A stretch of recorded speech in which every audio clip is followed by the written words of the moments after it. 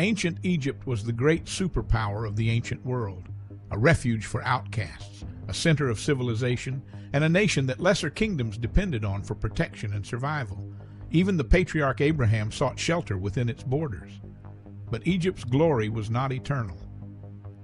In the days of the prophet Isaiah, Egypt had fallen into a slow and painful decline, politically fractured, economically failing, and spiritually corrupted. Yet nations still looked to Egypt as their great protector against the rising threat of Assyria. Isaiah saw something deeper. He used Egypt not merely as a geographic reference, but as a prophetic code name, a symbol of the end-time superpower that the world would look to for safety, just as ancient nations once looked to the Nile. That nation, many scholars and students of prophecy argue, is the United States of America. Consider the parallels Isaiah drew. In chapter 19, verses 2 through 4, Egypt is torn apart by civil war. Its citizens turned against one another, its leaders misleading the people, and its population ultimately oppressed by a harsh ruler. Does that not echo the deepening political divisions, the cultural conflicts, and the erosion of trusted leadership we witness in America today? In verses 5 through 10, the great waterways of Egypt dry up, its industries fail. The economy that once sustained a civilization begins to collapse from within.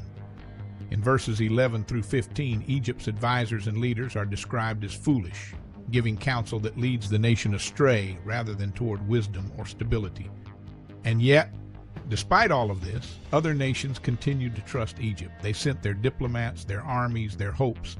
Isaiah chapters 30 and 31 document how nations sought Egypt's vast military as a shield against Assyria, only to find that Egypt's strength was a broken reed. It could not save them. This is precisely the role the United States plays on the world stage today. Nation after nation looks to America for military alliance, economic partnership, and political protection. And yet, as Isaiah warned of ancient Egypt, that trust may ultimately prove misplaced. Isaiah chapter 20, verses 5 and 6, and chapter 30, verses 2 through 5, describe the shame and disappointment of those who put their hope in Egypt, the great superpower that fails at the critical moment. But Isaiah's prophecy does not end in despair. Within the very nation called Egypt, a remnant emerges. In chapter 19, verses 18 through 22, certain covenant people begin to worship Israel's God. They build an altar, they offer sacrifices, and God manifests himself to them, hearing their cry and healing them. God delivers a remnant of his people out of Egypt. Isaiah chapter 11, verse 11, and chapter 27, verses 12 and 13 speak of a second Exodus, a gathering of God's people from the ends of the earth, including from Egypt. If the United States is the Egypt of our day, then the call is urgent. For those within her borders who are God's covenant people, to recognize the signs of the times, to remain faithful, and to trust not in the power of the superpower around them, but in the God who has promised to deliver his remnant. Isaiah's ancient words were not merely history.